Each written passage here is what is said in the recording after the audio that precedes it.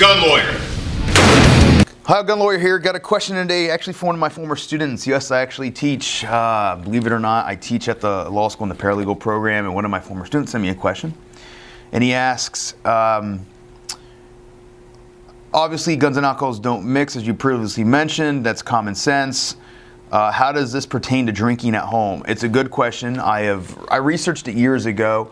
Didn't research it necessarily for answering this question from a constitutional standpoint, from a case law standpoint, but statutorily, there's nothing that says you can do it, and there's nothing that says you can't do it, other than there's a law that says you can't be under the influence and have a firearm.